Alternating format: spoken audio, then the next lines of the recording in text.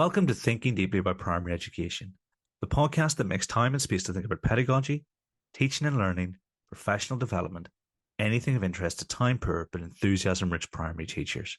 In this episode, we're going to go back into the archives to find an answer to a question from an inspirational teacher.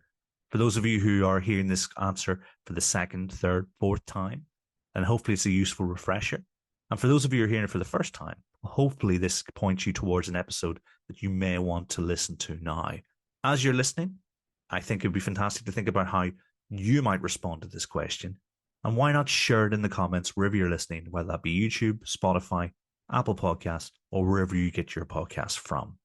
I hope you enjoy this episode, and I hope it provides useful food for thought for your professional development this year. Without further ado, let's spend some time thinking deeply about primary education.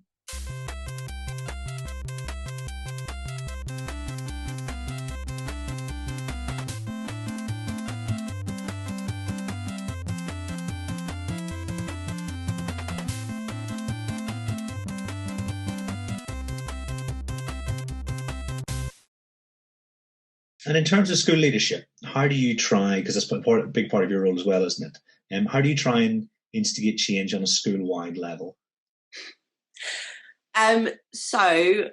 Thinking about the current role, obviously it's only been since September. I feel like I've been there forever, but so I think at the moment it's about building good relationships with people. So I am lucky in that the 5 maths leads of the 5 primary schools are all awesome. They're very knowledgeable, willing to learn and reflect. But it's really important for me, if I want them to develop the maths teaching across their schools, I need to have buy-in from them and their principals. And so I think building really good relationships is key. And that was the same with mathematics mastery as well. You know, if the school leads in school and the head teachers liked and respected me, then it made a massive difference in terms of how I could kind of persuade them to develop the areas that we were thinking about. And I think as well, it's I've learned so far in this new role, we've had a lot of, there are things that need to change. There are lots of things that need to change in the primary schools to develop maths teaching. And I think I've learned already that, that's going to happen. That's going to take time. And so it's about careful prioritization and thinking about, okay, what can we do and what is the time frame? Because teachers need to be able to sit with things. They need to be able to, if I introduce variation theory and a new curriculum and this and that and all the stuff in one go, then they can't spin all those plates. So careful thinking about, okay, this is what needs to change. What's our end goal? And therefore what can we put in and when, so that teachers have time to let it sit and simmer with themselves before launching into something else. Yeah, having that plan. What can we change? What do we get the most benefit from addressing first, and then building on it? Yeah. So for me at the moment, it's we're developing the curriculum. So the trust has a trust curriculum, and one of the first things I did was actually review it, and I discovered that actually there were some really amazing things in there, and there's some really lovely sequencing and progression.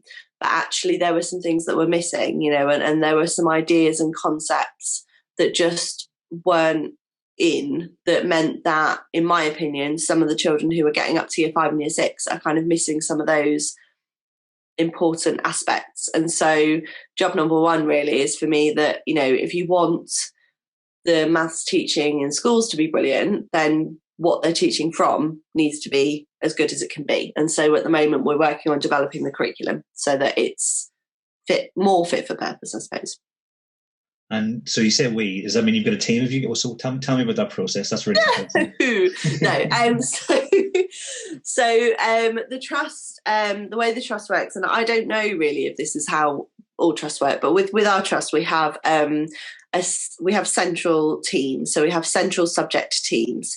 So we have an English team, maths team, and so on and so forth. And the maths team has existed for a while, but they, in fact, across the whole trust, it has primarily had secondary practitioners in, which is obviously amazing in terms of subject and pedagogical knowledge. And actually, the wider curriculum stuff is phenomenal for that. It's got so much depth of knowledge, and it's brilliant. But the problem with the maths curriculum is that while the knowledge is there, the actual how to put that into practice at a primary level was kind of missing. So I am currently the only member of the central subject team who is primary practitioner. So it's kind of me. But I have, obviously, as I mentioned, I've got the 5 maths leads in school who, while they still obviously teach day to day and everything else, they're often my sounding board. So at the moment, we're at the point where I have organised all the objectives in each year group into what I think would be a sensible order, and I've sent it out to them, and it's their job now to critique and everything else. And because I have built up that relationship with those people, it means that if I am, going off the deep end, and if I have made very strange choices, they are in a position where they can challenge me, and they will challenge me. So it's so although it is me, I feel like a team of one sometimes. My secondary colleagues are amazing because they will listen, but it's sometimes tricky when I'm sort of talking about particularly lower end of the school. Their kind of understanding of how maths is taught is a bit limited. Yeah, I get you. That sounds fascinating though, because I'd love to do that, but I think my office would end up, with like paper all over the walls and string coming from different bits. How it looks at the moment, I have massive bits of flip chart paper with the original concept maps in the middle, and then like no string yet, but lots of different colours. And then I've got other bits of paper with the ready to progress statements on. Yeah, I have a lovely office, which is, I'm very lucky to have an office in the school I work in. And it is, progressively getting more wallpapered. It's brilliant. I love it. But if I get string, I might have to worry.